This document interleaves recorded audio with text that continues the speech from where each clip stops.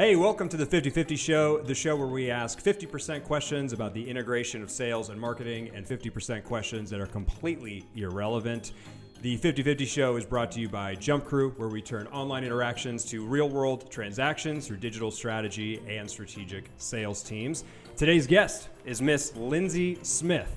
We're excited to jump in, learn a little bit more about her role at JumpCrew, and then ask some questions that are taking her completely off guard, right? Can't wait. So yeah, we've got a whole list of these questions that we're going to dive into. We're going to keep it super casual today. But just to kick things off, I'd love to get a quick introduction to who you are. You can give us a little bit of background on you personally, your role here at JumpCrew, and anything else you think that we should know.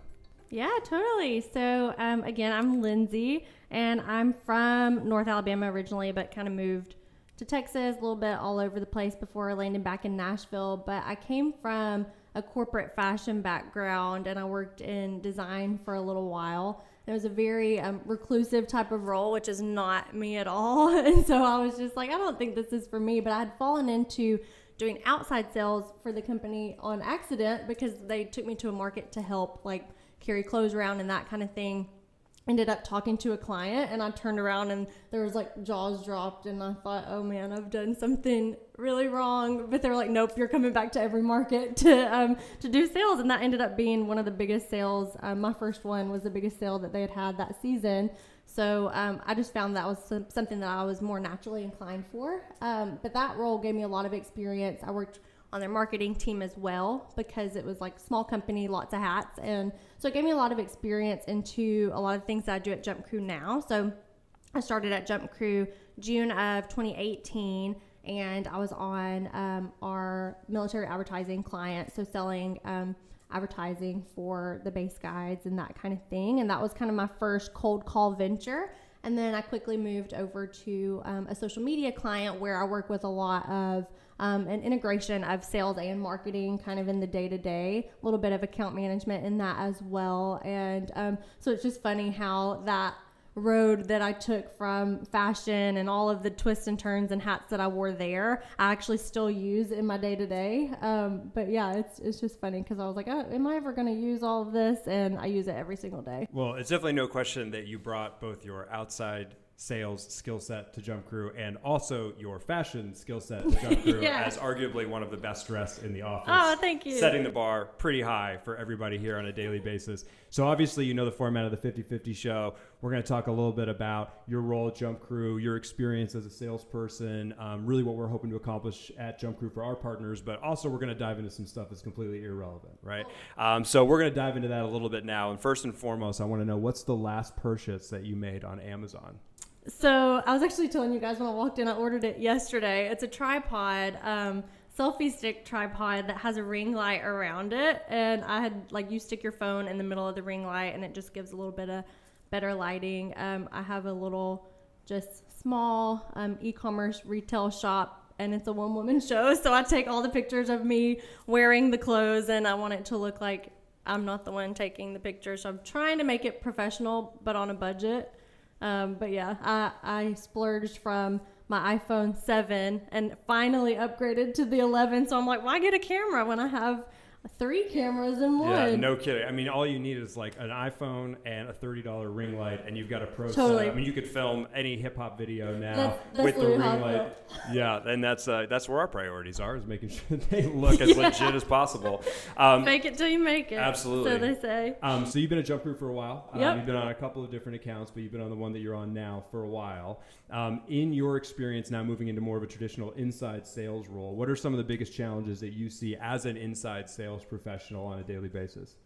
I think really just getting to the right person. I think a lot of what my client that I work on now, our structure is a little bit of a mixture between cold calling and cold emailing. And I've found that if you spend the extra 30 seconds to 2 minutes on finding the right contact, it's a little bit easier to get your foot in the door, so to speak, and then it's pretty smooth after that. But that's kind of the biggest challenge, and one thing that we're always kind of talking through as a team, like how can we improve that process, make that process faster. So using a bunch of different tools like Email Hunter, Sales Navigator, all of those kind of in conjunction to find that right person. And then that just kind of flows into my cadence of I'll send them an email, then pick up the phone, because a lot of times I'll get on the phone and they're like, oh, actually it's not Chris that handles it, but if you email this person, they'll get you into the right hand. So it's a little bit of a balance there. But I think the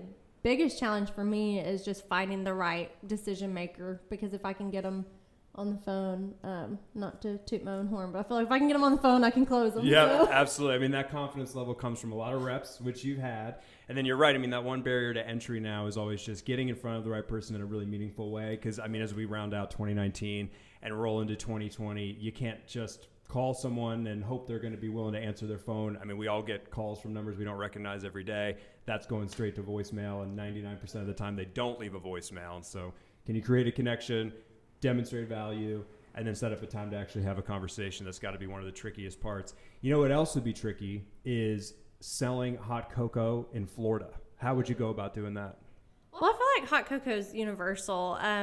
So I think that it doesn't matter what the temperature is, because I drink it in the summer, you know, if I want to be cozy, and I'm always cold. So I have a desk blanket. I don't know how many other people are in that ballpark, but I'm always cold. So, I mean, I feel like that would be kind of an easy sell for me, because my thing is, if I know the product really well and it's something that I would personally use, I could sell ice to a polar bear. So it's kind of the same thing as, like, I love hot chocolate when it's hot in the summer. So, you know, just kind of exuding the confidence of, like, everyone should have hot chocolate. But to get a little bit more strategic, it might be fun to play around with, like, some funky flavors. Mm-hmm. I don't know if any of you guys have heard or dabbled in coffee soda, but it could be a twist on that. Like, coffee soda basically takes coffee and adds interesting flavors like citrus, like apple and things like that. Wow. So, like, maybe that could just, like, push the envelope a little bit, instead of people being like, I don't want hot chocolate, but it's Florida and it's hot. I had no idea that coffee soda was even a thing. Is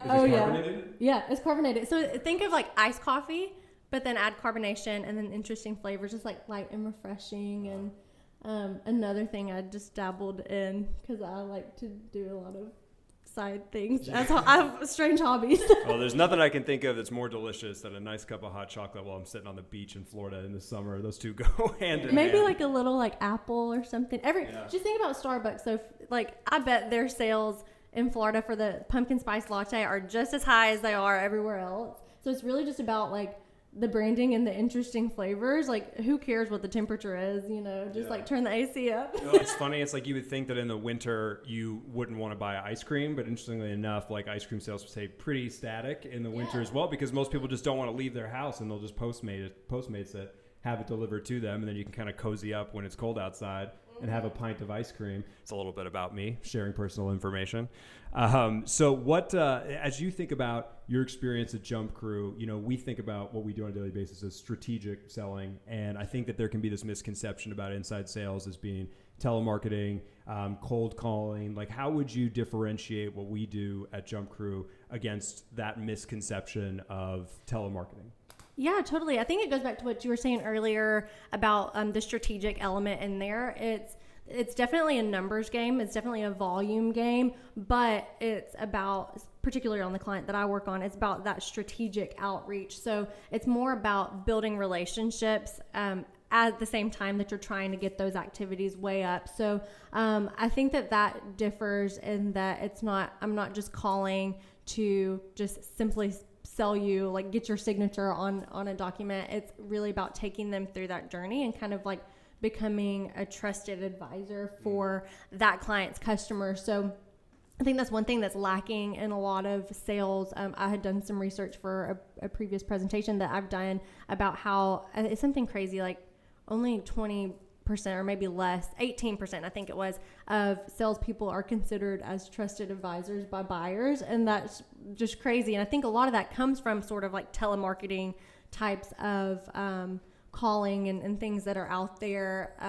But so my goal every day is just client first, like customer first. How can what I'm selling benefit them? And if you're kind of all bought into your product and just saying, like, hey, I know this is valuable, and once you see that value, just being able to effectively communicate that. I think that's kind of the different element here, because it's not telemarketing or anything like that. It's spending time finding that right point of contact and knowing that the product that I'm selling them is going to benefit them, and I'm here to tell them how, and here to be a trusted advisor on showing them like what that looks like. And I think it kind of goes in with me is just that fear of, or the absence of the fear of, like, if it's not for them, I'm okay with saying like, hey, maybe let's revisit this when it makes a little bit more sense if they don't have the budget or things like that. So it's a balance between pushing for the sale and then also knowing, hey, if this isn't going to work for the client at all, why don't I wait till it does, so that then it'll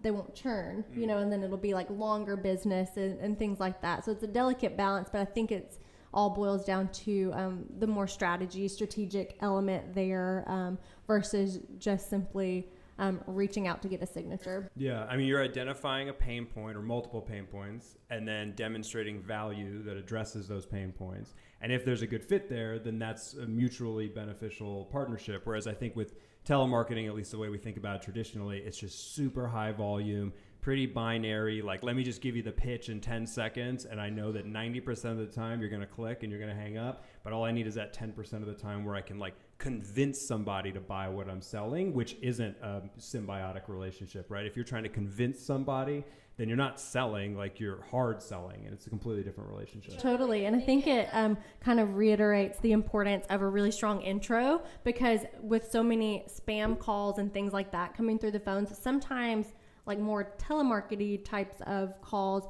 might get mixed in and confused for a lot of that spam stuff. And so if you have a good, strong intro that builds comfort and builds trust immediately when you get on the phone, or at least will hold them on long enough for them to be more comfortable on the phone, that's kind of the key to getting your foot in the door and not being confused. Because I hang up on people, I don't even answer numbers I don't know. Yeah. And I could go on for that forever, because then that gets into strategic voicemails and things like that. But totally, I think that there's just so much volume of robocalls and everything like that it's just kind of confuses. Nobody has time for that, and everybody just like hangs up on it. So it's about building that relationship. And that omni-channel approach where, I'm going to do an email first. Maybe they're going to read that. I'll try a call. Maybe they'll pick that up. Maybe I shoot them a direct message or a LinkedIn message, and maybe that's where they're more accessible. Like, it's going to be different for everybody. So if you're just in one avenue, focused only there and trying to do hard volume, you're not thinking strategically, and you're kind of burying yourself in a hole there. What fictional character do you identify with the most, and why? Fictional character, are we talking mythological? Are we talking about like TV show, media and entertainment? Totally up for interpretation. Okay, I think I most identify, I don't know, I'll go mythological and I'll go kind of basic. I'll most identify with the unicorn, because it's, not that different, because like, hey, it's really just a horse with a thing on its head. And, I think that I like to kind of live in that way. Like, hey, I appear normal. What is normal anyway? But I have a lot of... We're getting into a completely different topic now. We're getting deep. But I, it's just like, okay, like basically, I'm just a normal person. But I like to keep things interesting and change things up, and not let anything become stagnant, whether it's in my work life or my personal life. It's just kind of that like ever evolving, ever changing, and just finding magic in really basic and simple things. And I think that that's what a unicorn embodies, is just kind of having that like magical like experience of running through these magical fields. I don't know. That was probably a really bad answer. That was the most beautiful answer I could have thought of, honestly. Now I have this image of you just galloping through a meadow as Unicorn Lindsay. This is one of those questions that I'm going to go back in like 2 hours. I'm going to have like a really great, well thought out answer. I'm going to be like, oh man, this is what, if I could be any fictional character, that would be it. And I just blew my chance. Well, when you come up with it, let me know. We'll just superimpose it at some point. Just later cut that out. Yeah, when we're editing it. So your role at JumpCrew's evolved a lot. You came on just as an account executive, and during your tenure here, you've elevated into a team lead role. And so you're supporting a team of 6, I think, 5 or 6 now. Yep. So what do you think is the key driver behind having the opportunity to move into more of a leadership position, maybe at JumpCrew or elsewhere, because I'm sure that there's some parallels to other organizations, but do you have a secret sauce for you specifically, or have you thought about the characteristics that are most common in reps similar to you who have had a lot of success growing in an organization? Yeah, I think to start out, I think it comes down to just like how much you personally want to invest in the role. So for me, when I first came into JumpCrew, like it wasn't the first thought that I had of like, okay, I'm going to work here for X amount of time and then I'm going to get promoted all of these times. It was just, inside sales was new for me. I had sales experience, but not cold calling and things like that. So it was really just about that self-development first. So I spent a lot of time investing in my career path just to kind of get me to be as much of an expert in my field as I could. So I was reading a lot of Grant Cardone books, which, whatever, because the account that I was on was a much harder selling account. And that was kind of foreign to me because I'm a much more like conversational sales style of person. So I was coming in at like 7:00 and I was leaving at 6 p.m. and not because anybody told me to or I felt that I needed to, but it was just more about that, hey, I really want to develop myself first. And I think that that's something that helped me now that I've gotten into a balanced level of normal work hours. It's just about that drive to like want to be better within myself. And then I think that's just kind of where I started. And a lot of that was once I realized like, hey, I'm actually really good at this and I think that I could influence people in a positive way. It's about like kind of the next step beyond that is vocalizing that and just speaking about that with like team leads and managers and just say like, hey, I don't know what the trajectory looks like on this particular account, but just want to let you know, I do want to be a team lead. I do want to move up in my career if and when that opportunity becomes available. But in the meantime, I'm going to focus on doing what I need to do. And then, if there's any additional way I can help, like in the meantime, let me know. And I think it's just kind of having that internal drive, but then also just like wanting to benefit the team anyway, whether I have that title or not. That was just kind of, I really care about the account that I'm on. And so it was just more about, I want to grow this team. If we don't have the, opportunities or the roles available right now, that's okay. I can still do these actions. I can still lead by example. I can still help newer reps. I can still do all of these things. I don't have to have the title to do a lot of those types of things. And I just think that that's kind of what naturally progress, which I guess you could maybe speak to that a little bit as well, but just like kind of proving myself for myself and then vocalizing that I wanted it, and then when the opportunity became available, those conversations could happen. Yeah, it's been fascinating to watch your evolution because I think that it's like the perfect example of someone who's found your own intrinsic motivation, which I think is really tricky to identify for a lot of people. And maybe you don't spend enough time thinking about it and people are doing themselves a disservice by not identifying what that driver is. And then putting you, like your type of person, into a role where you have like a pretty clear cut marching order, like this is the task at hand, let me accomplish this and do it better than anybody else. And then also being vocal with your team leads, with your managers, with your directors about wanting the opportunity to take on more responsibility, at least so that they're clued in that that's something that you want to do. Yeah. And then, we try to do a good job of that here where we empower people like you who you've led training sessions for reps and otherwise to have more of a team-facing responsibility. And so then when opportunities open up or we think, man, who would be the best type of person to support a team that's growing, then naturally people like you are right there at the top of the list. And since the organization's always evolving, opening up new opportunities for leadership all the time. And I think you're right. Like if you can give your task at hand everything that you've got and get that under control, then it'd be pretty easy to add on more leadership opportunities on top of that. So you're a perfect example of that. Yeah, absolutely. So the last question that I'm going to ask you is probably the most important question that I'm going to ask all day. Okay. So you're shipwrecked on a deserted island, but all your basic needs are covered. So you've got food, water, you have everything you need there. What 2 items do you bring with you? Interestingly enough, in this hypothetical scenario, you had the opportunity to decide what 2 items you would bring before you knew it was going to be shipwrecked. But let's just assume you had the opportunity to choose those. Well, if all of my basic needs, survival needs are taken care of, I think I would could I bring another person, like companionship? I didn't qualify saying that you can't. So item one would be another person, and then, because I feel like, I'd get bored if I was there, like, all by myself. But I guess there'd be a crew on the ship, so I don't know. I'd bring another person, though, because you never know with strangers what that's going to look like. And then, I don't know, I'm trying to think. Maybe like a book. Well, I guess I would read it, and then I'd be done with it. You probably memorize it after a little while. If I could have, like, a Kindle that never died and had all access, like, to every book, because I like to read a lot, I feel like I'd be all right just, like, chilling on an island. I actually feel bad for the person that you brought with you against their will, who is now shipwrecked on an island. But good. Your only option is to read. Yeah, but good for them. You'd be able to make some hot cocoa, and you guys could just enjoy that on the beach.